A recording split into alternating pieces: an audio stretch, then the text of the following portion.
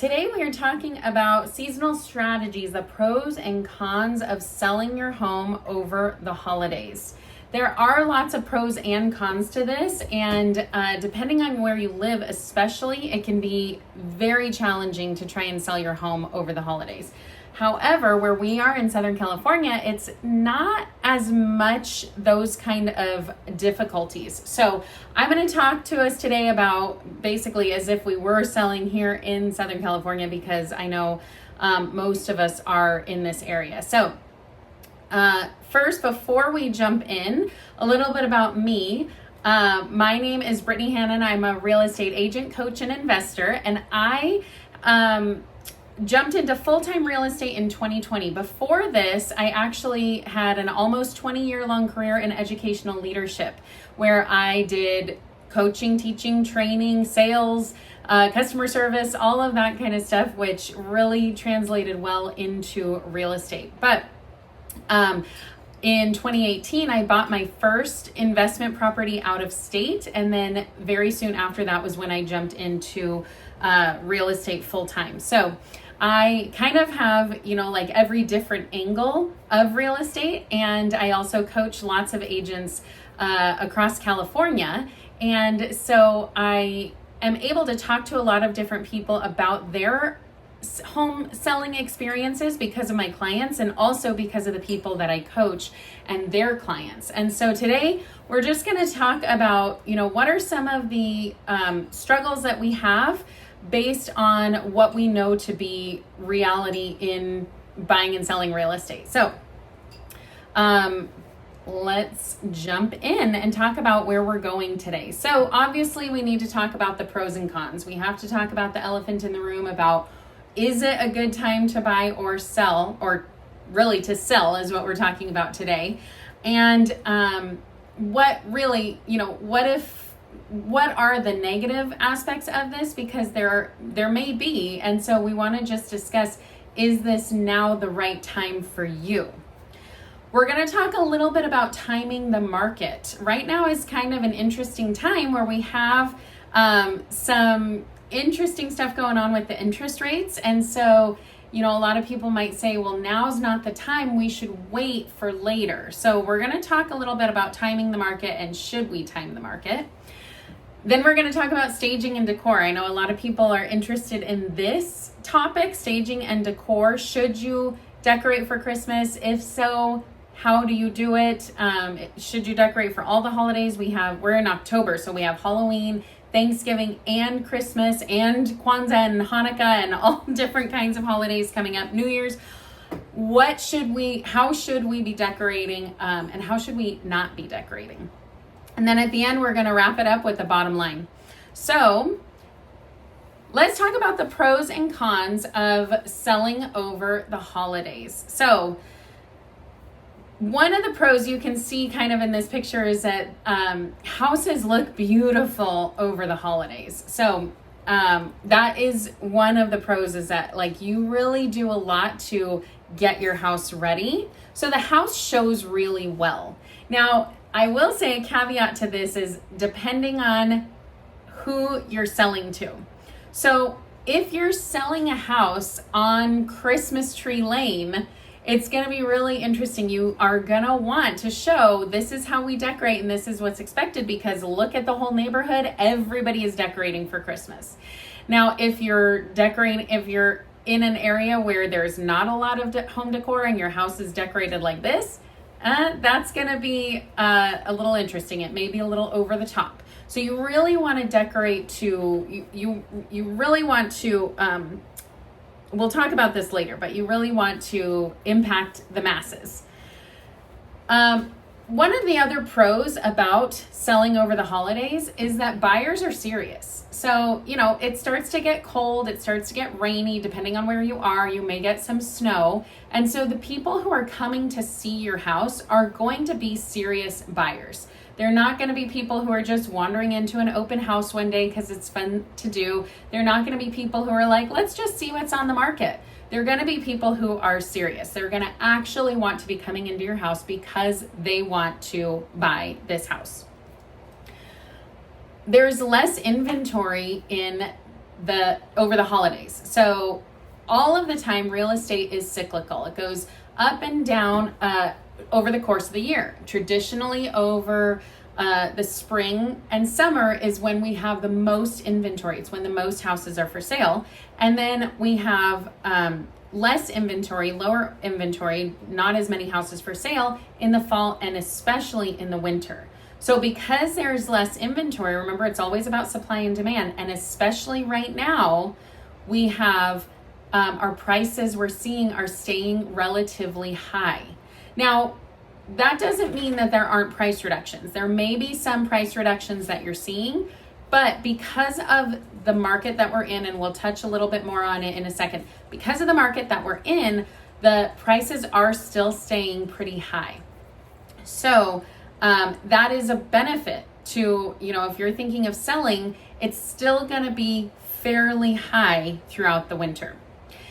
Another thing that sometimes we overlook is that agents have more time for clients. Because buyers are starting to say, we don't want to buy over the holidays. Let's take a back seat. Let's wait. Agents are not as busy showing houses. They don't have as much inventory. So they're not necessarily selling as many houses. So they can really give you all of their time and energy. So that's definitely a pro. And the buyers have more time. A lot of times we see people take off over the holidays. They have days off. We have Thanksgiving. We have Christmas, federal holidays during these times. So a lot of people are taking more time off. So buyers have more time to come and look, do their due diligence, do inspections, all of that kind of thing that is needed when you're selling your home. So that's a good thing. Now let's talk about some of the cons. Some of the cons about selling over the holidays may be something that you say, yep, that's a big con and I want to wait. Or it might be something that you say, I think the good outweighs the bad. So let's take a look.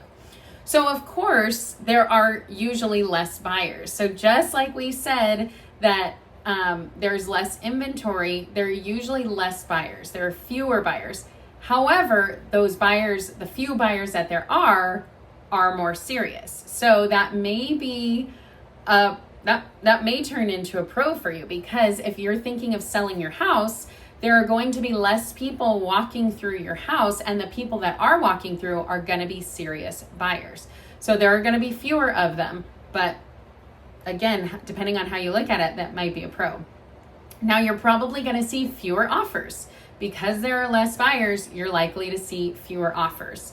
Now again, this may not be a bad thing, because over the summer we're seeing, 10 offers come through on a house, and 6 of them are just saying, just throw it out there, we want to get something, because they've been looking at all these things and they can't get anything. Well, now in the winter, what you're seeing is that there are going to be fewer offers that come, but those offers that come in are going to be stronger, more serious offers. Now, here's one that, we might not talk about, is that home flaws are more noticeable. So why might this be? Usually in the spring and the summer, your bushes and your trees are full and the curb appeal is so beautiful. And a lot of times in the winter, even here in Southern California, we do have some seasonal trees. And so the leaves start to fall off and there's not as much coverage of the house.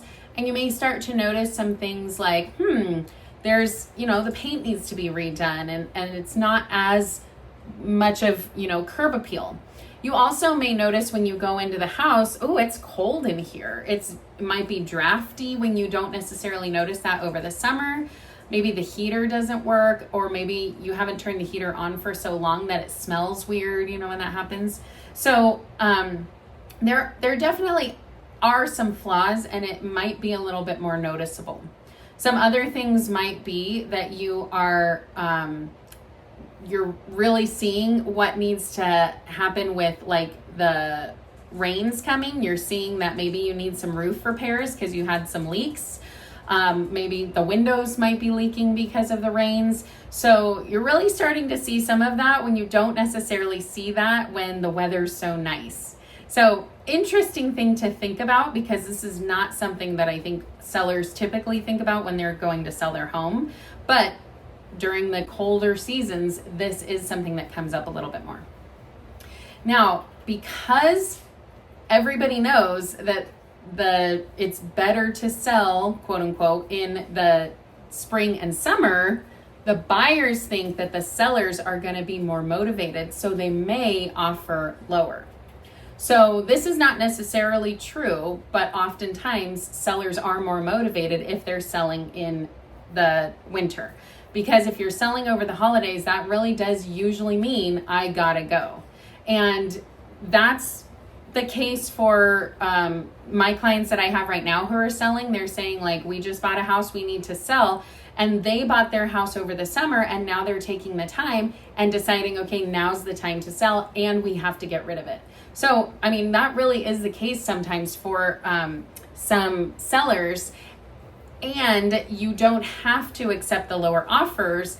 And so it really is just, like, there's going to be some fewer offers, but also, we'll touch on this in a second, but it's not necessarily the best to wait until the spring and fall, because now there's more inventory, more competition, and that might drive your prices down a little bit too. So while the buyers might think the sellers are motivated and you might see some lower offers, if you waited until the spring and summer, it may do the same thing for you too. So let's jump in and talk about that. We'll talk about the timing the market. We talk about this kind of a lot. So if you guys have seen this, bear with me. But it's one of my favorite images because it's so clear on, especially when we're talking about this interest rate conversation. So when we talk about interest rates, right now, interest rates are high. Let's just put it out there. They're high. They are hovering right around 8%. We haven't seen 8% interest rates in a long, long time. So that 8% interest rate feels really high. Now, for somebody like me, I just bought something because I'm not worried about interest rates. I'm not afraid of interest rates because I know that when interest rates go down, buyers are going to flood the market. And what happens when buyers flood the market? Interest rates housing prices go up. So now I might be not able to buy. I might be priced out of the market if I'm waiting until interest rates drop because everybody else is waiting for that. So if I know that I am not worried about that, what I can then take advantage of is I can take advantage of when the interest rates drop, I can refinance. And then I got into it for a lower price and I'm able to now basically get a discount on my mortgage. So it really depends on how you look at it. But if you look at it that way, interest rates don't matter. What matters is that you can afford the monthly payment. Now, obviously, you don't want to get into something where it's going to be too much of a stretch and you can't afford what you have. But what we want to do is we want to make sure that we can get you into something that you can afford, that you can be comfortable with, and we don't care about the interest rates. So in this image here, what we're looking at is this guy is going up the staircase, and what he has in his hand is a yo-yo, and the yo-yo represents the rate volatility, the interest rates going up and down. And so interest rates going up and down do impact you. Of course, it makes a difference because it's going to make a difference on how much house I can afford if I have an 8% interest rate rather than a 5% interest rate, for instance. That's obviously going to make a big impact. So we have to think about the yo-yo. We have to think about it going up and down. However, what we lose sight of is the bigger picture here. The bigger picture here is that housing appreciation. It's that we're walking up the stairs. So even though the yo-yo is going up and down, we're constantly walking up the stairs. Our houses are constantly appreciating. We're still going to be going up. So when we talk about timing the market, when we talk about, the experts are saying now's the best time to buy or now's the worst time to buy or this isn't when you should sell, we don't need to worry about timing the market. If you've owned in the last 3 years, you're your home values have gone up by something crazy like 57% or something. And so if you've owned your house in the last couple of years, you're doing fine. You have been running up these stairs. So who cares about this rate volatility? There's also something where if you have an FHA loan, you can do what's called an assumable rate, where your buyer can essentially take over that same rate. And so what happens is that your buyer might end up paying a premium to be able to take over your 2% interest rate, because they want to take advantage of that. And now they're paying a premium, so you can go and get into a house, even if it's maybe an 8% interest rate, but you're able to put more down because you've gotten more from the sale of your home. And now you can take advantage of when those interest rates drop, you can now refinance your home again. So it's a win-win depending on how you look at it. But back to this image, the rate volatility is the yo-yo, interest rates going up and down. The housing appreciation is you walking up the stairs. Now, the cyclical nature of real estate and the weather and the seasons and the holidays and all of that is not accounted for in here. But basically what it would look like is, as you're walking up these steps, you kind of take a pause on one of these steps as you're still doing your yo-yo up and down. You take a pause on the step and then you keep moving up. So it really doesn't impact you, and you shouldn't be really trying to time the market, quote unquote, in that way. Now, if you have all the time in the world, what's going to happen is that if you can wait until the spring or the summer, that is typically the best time to sell, because there are more buyers who are looking to buy. However, when you think about that, you also have to think of the flip side, which I mentioned earlier. Because lots of people think that that is the best time to sell, you're going to have a lot more competition. You're going to have a lot more houses, a lot more inventory. And so you might not be able to take advantage of some of those higher prices that you're going to get when there's less inventory and a buyer is just saying, I'll take whatever because there's nothing else around. So when you wait till the spring or the summer, your buyers have a lot more options, and they may say, well, this one has a newer kitchen and is only $5,000 more or $10,000 more.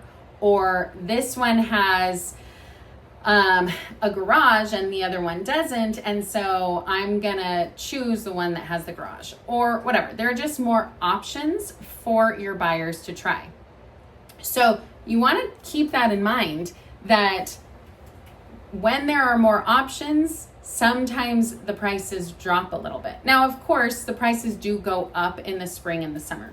What I'm trying to get to you is that in the long run, it's not going to matter that much. It's probably a difference of $5,000 or $10,000. And if you need to sell now, then there is an argument that now is a great time to sell.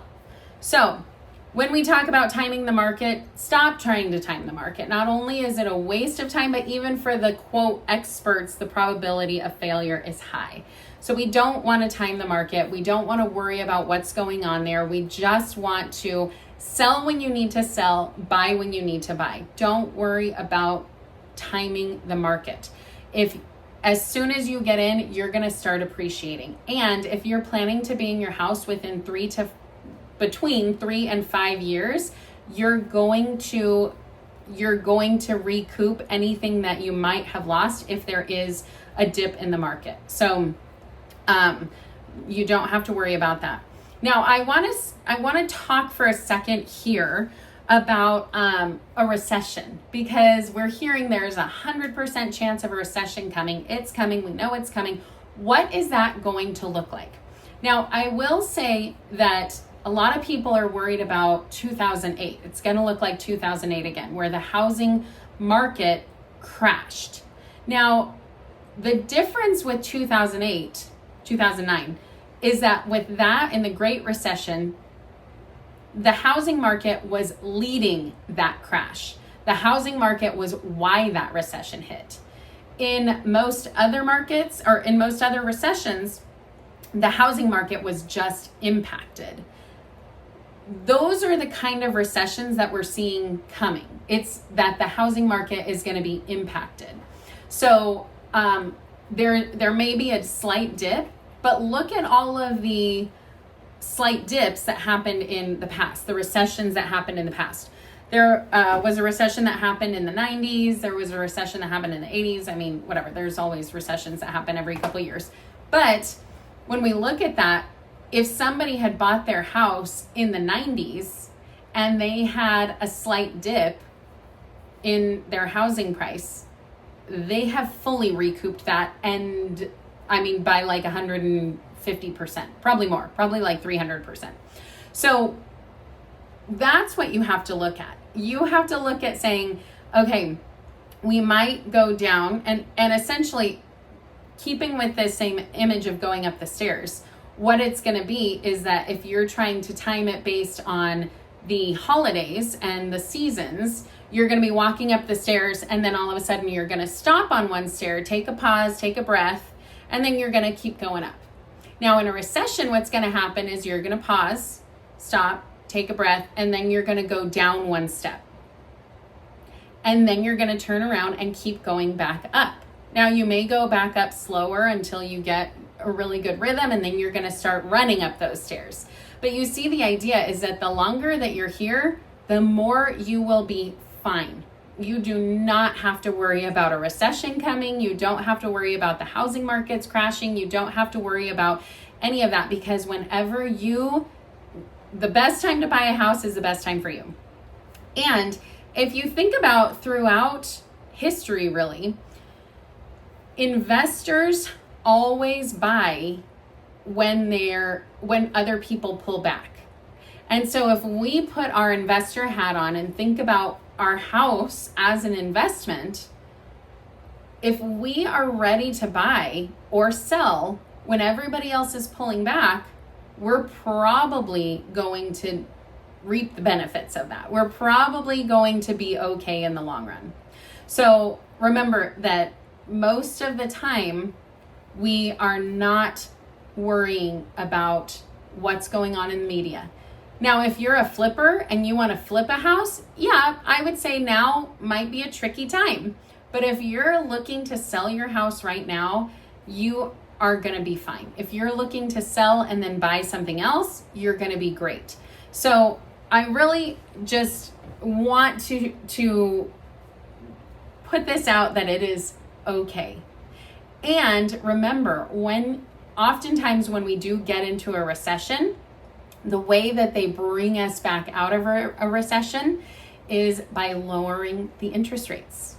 So what we're hearing is that interest rates are not going to be lowered anytime soon. It's probably going to be another year before they start to lower the interest rates. Probably what will happen is that we'll head into a recession for about a year, and then those interest rates will go back up, or go back down, actually, I should say. So when that happens, that's going to be good for you, because those interest rates, you're going to be able to take it, you're going to be able to refinance, because now you've already sold your house and you're going to be in a new one, so you'll be able to refinance. Or if you want to move, you can take advantage of those lower interest rates. However, what happens when interest rates go down? Buyers flood the market, housing prices go up. So maybe that's a good time to sell. So what we're seeing is that a lot of people needed to sell their home about 2 years ago, but they were staying put because they said, I don't want to trade my 2% interest rate for a 6% interest rate. Well, now we're even higher. We're at 8% interest rate. And so people are saying, I don't want to trade my 2% interest rate for an 8%, but I have to get out of this house. We had a baby. I can't go up the stairs anymore. We need to move my mom into our house, whatever it is. There's so many reasons why people have to move. And so what I want you to hear is that if you need to move, now is going to be a great time to do so. Let's talk about staging and decor. Let's get into some fun stuff. All right. I think what we're going to talk about today is probably going to be pretty, I would say self-explanatory, but we have to talk about this because it is something that not everybody knows. So when you look at this image, this picture is like very minimalist decor, but it's still decorated for Christmas. So what we say is that if you're gonna decorate, if you wanna decorate, no problem. But there are a few do's and don'ts that we wanna discuss. So let's talk about doing it right. Holiday home decor done right. What we want to do is we want to put ourselves in the buyer's shoes. And so many times, this is a true story. So many times I walk into a house with a buyer, and the first thing they say is, where are we going to put the Christmas tree? That is so true. And that really actually is an indication of like, this is the house for them. And so if you already can help them to imagine that, that is just going to be one step in the right direction. So the first thing so many people imagine is where they would put their Christmas tree. And so if you have a Christmas tree that's beautiful and, just lovely, then they're going to be like, this is where we would put it. This is beautiful. It's the same idea as like, you walk into an empty house and it's kind of hard to be like, where would I put my furniture? How would my furniture fit in here? Because it's hard to imagine scale and space and all of that kind of stuff unless your brain works in that way, which mine does not. So for me, I think too, if I see an empty room, I'm like, how are we going to fit all of our stuff in here? And so it's the same thing if like when you're staging your home, when you bring in furniture to show this is how it could be. And then people don't have to necessarily like strain their brain to imagine what could it be like. You're showing them, this is what it could be. And then they say, I understand, I see it now. This is how it could be. So it's the same thing at Christmas time, during the fall, anything like that. If you can help people imagine it, they're gonna be able to see it and say, oh, yes. But a key is that we want to keep it simple. So this is like, this picture shows totally minimalist, and this is really a good way to think about things. Think about a model home. If you go to a model home, there's not clutter everywhere. Nobody wants to see clutter. Nobody wants to see a bunch of stuff. We want to like emphasize the natural aspects of this house. So like even in this picture, you can see there's a mantle there with a fireplace. You don't want to have it covered with stockings and garland and all the kinds of stuff, because that's going to cover up what's actually there. What about these windows that are there? There's a little wreath there that's highlighting the windows, but you don't need to have like 14 different wreaths on there. We want to highlight some of the nice things about the home and some of the spaces, but we want to make sure that we're keeping it simple. This is going to be the same thing even for, like for any kind of decor, for Hanukkah, for Halloween, for the fall. You want to make sure that you're keeping it simple. I actually worked with a client who loves Halloween. And literally when we were looking for houses, she was saying, I have to find a house that has storage for all of my Halloween decor. And I was like, okay, great. Like a closet, a garage. And she's like, no, you don't understand. I have a lot. I need like a couple rooms. What we ended up finding was a house with a 3-car garage plus an RV garage. And that's what she ended up saying, this is perfect because of that RV garage. And literally it was stacked floor to ceiling with Halloween decor. And then I went to one of her Halloween parties, and she was not joking. It was covering every single part of their house. Well, when they were moving, and I was helping them with their move here. So I didn't see their house before, but when they were moving, it was around this time of year. So they had decorated for Halloween, and their decorating for Halloween was like coffins and corpses and skeletons and things that were a little bit, scary to some people, off-putting, we should say. And there was actually some feedback from some people saying like, I can't see the rest of the house because of all of this decor, and it just feels like clutter.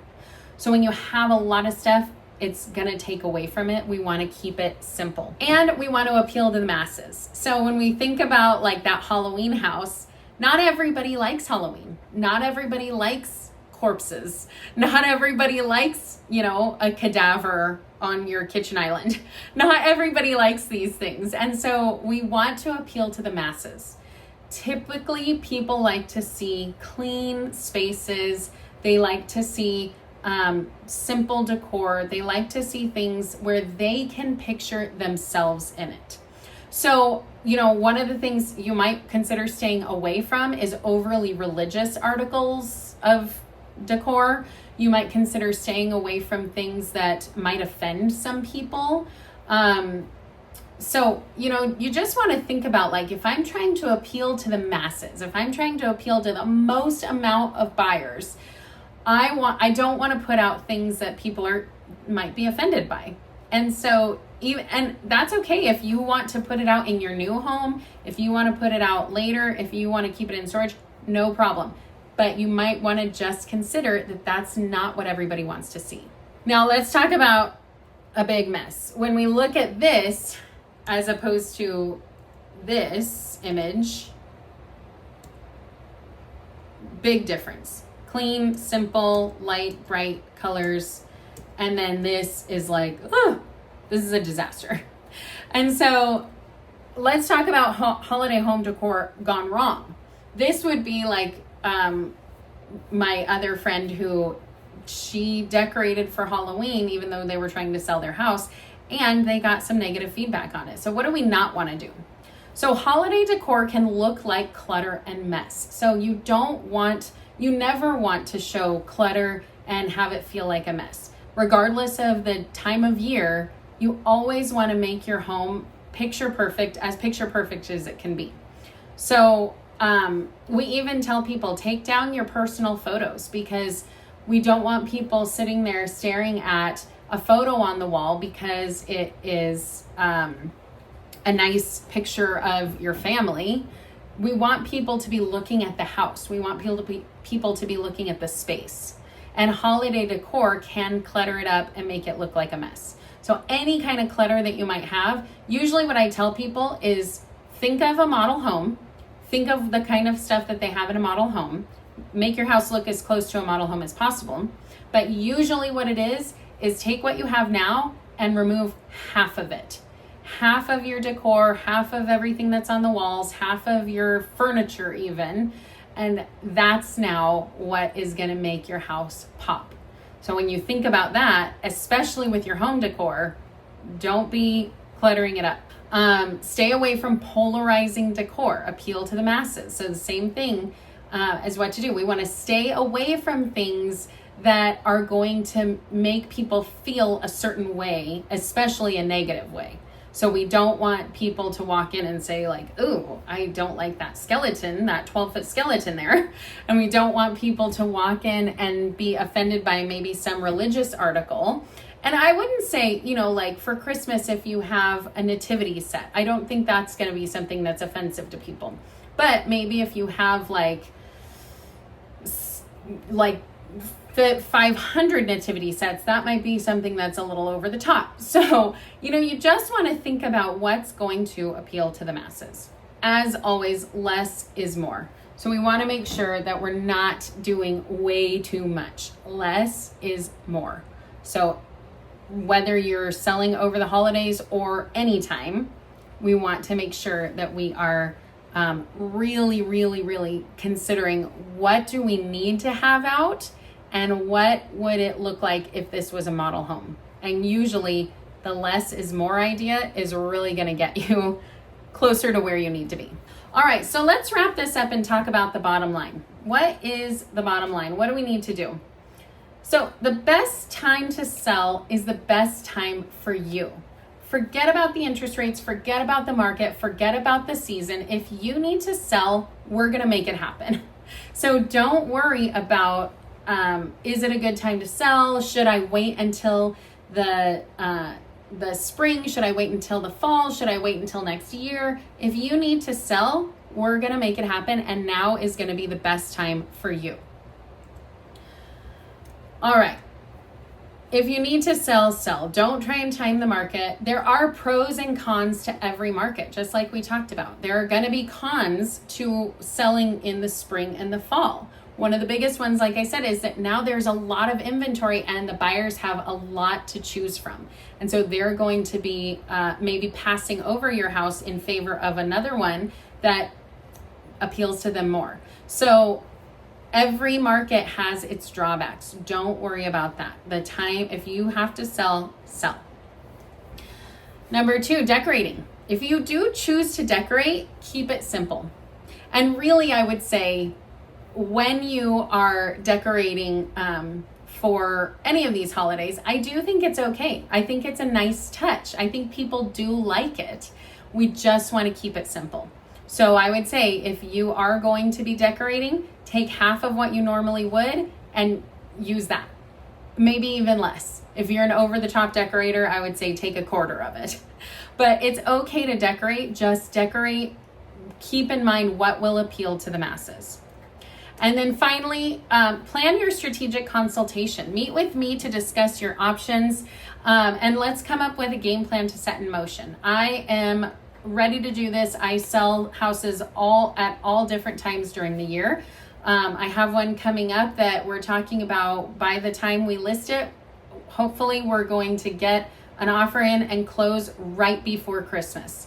So it happens. We do these things all the time over the holidays. And so we just need to be strategic about it. We just need to figure out what is the best thing to do and how do we do that.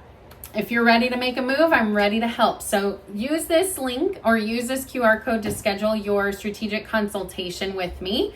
I am happy to help. I'm happy to talk about if now's not the time, maybe the best time is going to be to wait. And that's okay too.